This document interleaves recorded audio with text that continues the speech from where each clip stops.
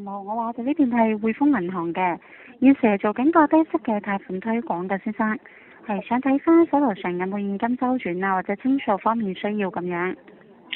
哦，需係要點樣啊？係冇，我哋而家嘅話做緊息口係低至0.2嘅，咁睇翻嘅話，如果係想攞翻筆現金備用周轉啊，或者做翻個清數，我哋都可以免費出翻個方案噶嘛。有冇呢方面嘅需求啊？你咁突然問，我都唔識答你喎，我都要諗下先。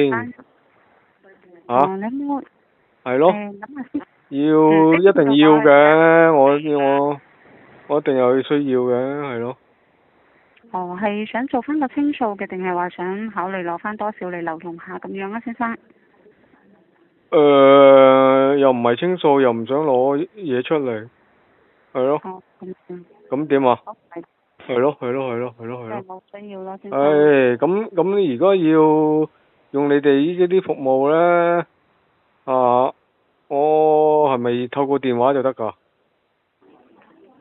我哋電話嘅話，你可以落翻櫃台嗰邊去申請嘅，亦都係 walk in 入官網上面去申請都冇問題。咁我哋嘅話，因為都會做推廣嘅，我哋推廣嘅話呢就會出咗方案先。咁如果你覺得我哋會幫呢邊批係出嚟具體嘅息口銀碼，你覺得 OK 嘅話呢，呢邊都要落翻我哋分行呢邊去簽約先會生效嘅，先生。邊間銀行話？